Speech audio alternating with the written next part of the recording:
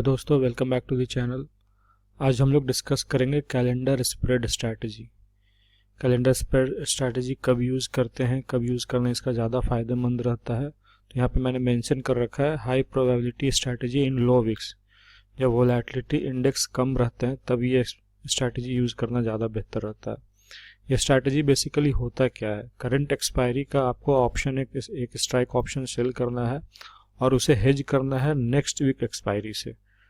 Current week का expiry एक lot आपको सेल करना है और उसके नेक्स्ट वीक एक्सपायरी का एक लॉट आपको बाय करना है। तो चलिए मैं आपको ऑप्स्ट्रा पे इसको डिप्लॉय करके दिखाता हूँ क्या पे ऑफ ग्राफ वगैरह बनते हैं और कब कितने पहले करने से या कितने लेट से करने में क्या अंतर आता है वो भी मैं आपको दिखाता हूँ। तो मैं आपको निफ्टी में ही ये स्ट्रैटेजी डिप्लॉय करके दिखाता हूँ। निफ्टी का करंट स्पॉट प्राइस अभी 18269 है, मतलब 18300 का राउंड फिगर आप लेके चल लो। तो 18300 का एक स्ट्राइक सेल करना है आपको करंट वीक का और नेक्स्ट एक्सपायरी वीक का, करंट एक्सपायरी वीक का सेल करना और नेक्स्ट एक्सपायरी वीक का उसका परचेज करना है आपको उसे हेज करने के लिए। तो करंट एक्सपायरी आपको 22 दिसंबर को आ रहा है, थर्सडे को। तो आप इसका 18300 का पुट सेल कर लेते हैं एक लॉट और सेम क्वांटिटी में आपको नेक्स्ट एक्सपायरी से हेज करना, ये ध्यान रखना चाहिए इसमें। इसीलिए इसे कैलेंडर स्प्रेड स्ट्रैटेजी बोलते हैं कि आपको हेज करना है करंट एक्सपायरी से नहीं, नेक्स्ट वीक एक्सपायरी से हेज करना है आपको। तो उसका नेक्स्ट एक्सपायरी आपको 29 दिसंबर को है जो कि मंथली एक्सपायरी हुई है। तो उसके 18300 के आपको इसको बाई करना है। पहले एक्सपायरी को आपको सेल करना है, उसके नेक्स्ट एक्सपायरी में आपको बाई करना है।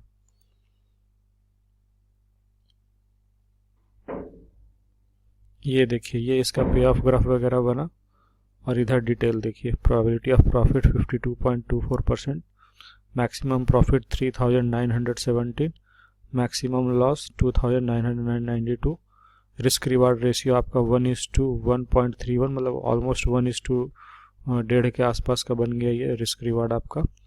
ये आपका रेंज हो गया, ये जो आप रेंज देख रहे हो ना, ये रेंज रह गया आपका। इस रेंज में जहां भी एक्सपायरी हुआ करंट वीक का तो आपको ये टोटल बेनिफिट मिल जाना है 3917 का।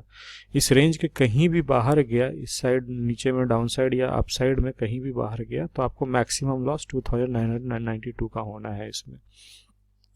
तो ये लो इंडेक्स में लो विक्स में क्यों बोला जाता है, क्योंकि वोलेटिलिटी इंडेक्स जब कम रहता है तो फ्लक्चुएशन ज़्यादा मार्केट में होता नहीं है मार्केट प्राइस में, और साइडवेज रहने का ज़्यादा चांस है या बहुत स्लो मूवमेंट होता है मार्केट में जब वोलेटिलिटी इंडेक्स 15 या 16 के नीचे रहता है। तो जिन्हें विक्स का उतना आइडिया नहीं है, मैं एक शॉर्ट आइडिया विक्स का भी देने का कोशिश करूँगा इसमें। पहले आप ये देख लीजिए, ये करंट वीक का एक्सपायरी में ये आपका रिस्क रिवार्ड बन रहा है, ये बेनिफिट बन रहा है। अब इसे हम एक और एक्सपायरी में चेक करते हैं। जब आप जितना लेट से इसे ये तो अभी आप काफ़ी लेट से डिप्लॉय करो क्योंकि करंट एक्सपायरी आने में भी 1 वीक का ही समय है। तो मैं इसे थोड़ा और दूर के एक्सपायरी में इसके ट्राई करके दिखाता हूँ आपको कि वहाँ क्या पे ऑफ ग्राफ बनते हैं। तो चलिए इसे रीसेट कर देते हैं और हम इसे थोड़े दूर के एक्सपायरी में ट्राई करके देखते हैं कि वहाँ क्या पे ऑफ ग्राफ वगैरह बनता है। तो अब हम 29 दिसंबर वाले एक्सपायरी में सेल करेंगे और 5 जनवरी वाले में उसका बाई करके हेज करेंगे। तो चलिए इसका भी पे ऑफ ग्राफ देखते हैं। 29 दिसंबर में 18300 का एक लॉट सेल कर लेते हैं और उसके नेक्स्ट एक्सपायरी में, उसके नेक्स्ट वीक एक्सपायरी में जो कि 5 जनवरी है, उसमें एक लॉट बाई कर लेते हैं।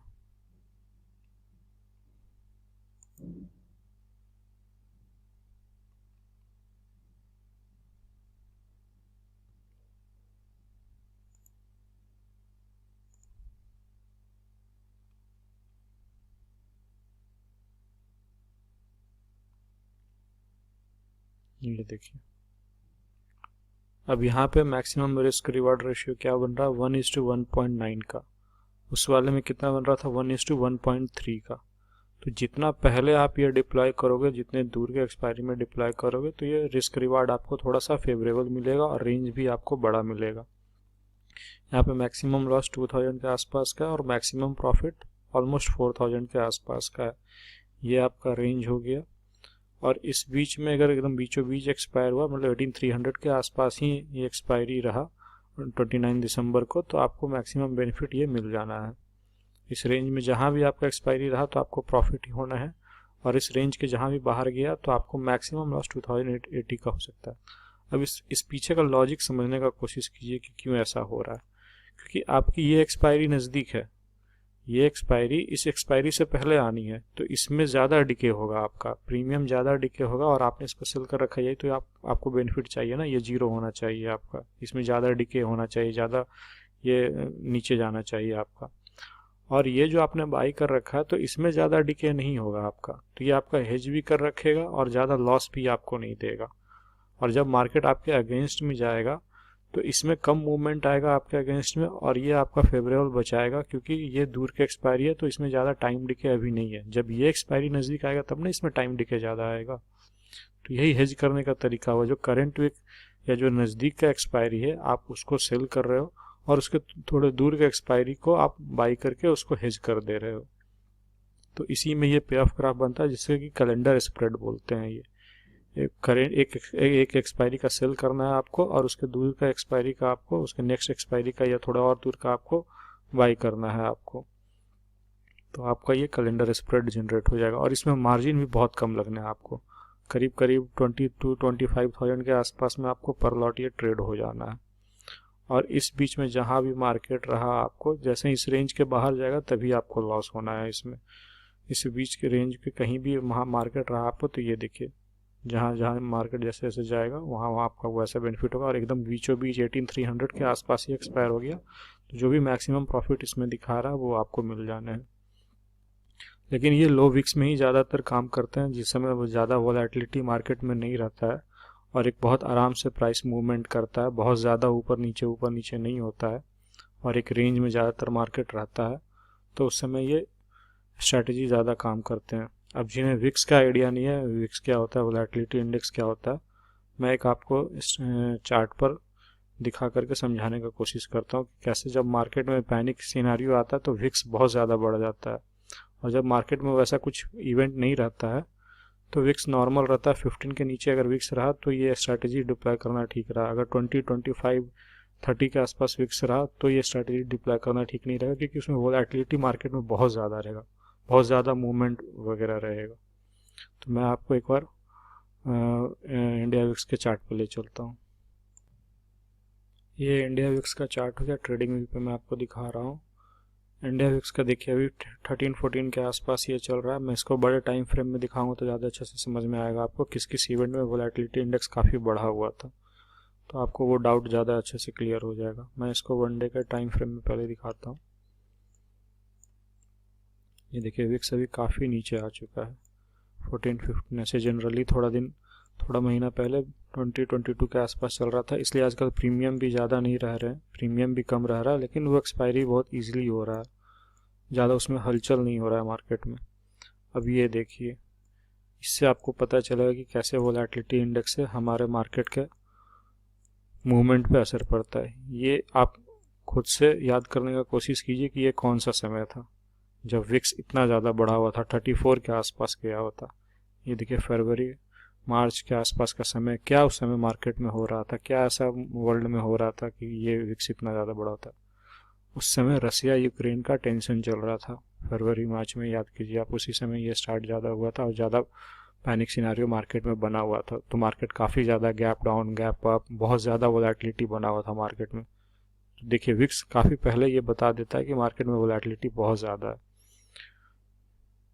जब ये विक्स इस आसपास में रहे तो ये कैलेंडर स्प्रेड उतना काम नहीं करने वाला, उतना सक्सेस नहीं होने वाला। जब विक्स अपने लो के आसपास में या 15 या मैक्स टू मैक्स 20 के नीचे जब भी रहे विक्स, तभी आपका वो कैलेंडर स्प्रेड काम करने वाला, क्योंकि मार्केट ज़्यादातर फिर रेंज बाउंड रहने वाला। अभी यही एग्जांपल मैं एक बार और दिखाता हूँ आपको।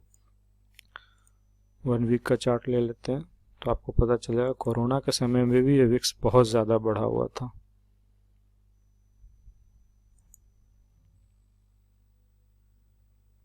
ये देखिए 2020 मार्च विक्स कहाँ गया हुआ है, क्योंकि एक अच्छा खासा पैनिक फॉल आया था उस समय, मार्केट वन साइडेड मूवमेंट ही चलता चला गया था।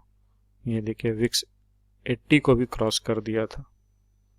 तो इस तरीके के विक्स में मार्केट कभी भी साइडवेज नहीं रहना है। ये वोलेटिलिटी इंडेक्स ही बता रहा है कि मार्केट साइडवेज नहीं रहना, मार्केट में बहुत ज़्यादा हलचल होने वाला। फिर धीरे धीरे ये मार्केट शांत हुआ। फिर अभी देखिए, अभी आपने एक एवरेज लो के आसपास ही ये विक्स चल रहा है, जहाँ पहले ये चला करता था 13 14 13 14 12 के आसपास, 13 14 13 14 12 के आसपास।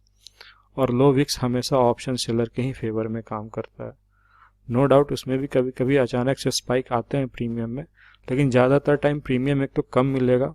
दोनों फ़ायदे हैं, एक तो प्रीमियम भी कम, एक तो प्रीमियम ज़्यादा मिलता नहीं है, एक डिमेरिट ये है। लेकिन जितना भी प्रीमियम मिलता है बहुत ईजिली वो एक्सपायर करते हैं जीरो की ओर। और ये सब विक्स में क्या है कि थोड़ा सा वोलेटिलिटी बना रहता है, रिस्क बना रहता है, लेकिन उसमें प्रीमियम में जूस भी अच्छा रहता है, मतलब प्रीमियम अच्छा खासा रहता है। अभी जहाँ पे निफ्टी 100 का प्रीमियम आपका अगर एक्सपायरी के 2 दिन पहले 50 60 या 40 के आसपास घूम रहा है, उस समय आपका 80 90 के आसपास कलेक्ट करने को मिलता था।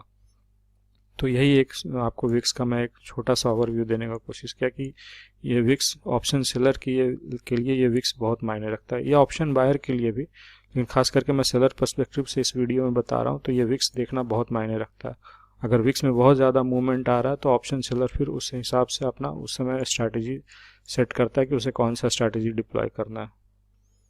चलिए, थैंक यू दोस्तों। मैं बहुत हद तक कोशिश किया कैलेंडर स्प्लिट समझाने का कि क्या है क्या नहीं है। वीडियो पसंद आया तो लाइक करें, शेयर करें, चैनल को सब्सक्राइब करें। और कोई भी डाउट इससे रिलेटेड रहा हो या और भी कोई टॉपिक आप कवर करना चाहते हो जो आपके मन में हो, तो आप कमेंट सेक्शन में कमेंट करें। मैं पूरी कोशिश करूँगा उस पर डिटेल वीडियो बनाने का। थैंक यू दोस्तों।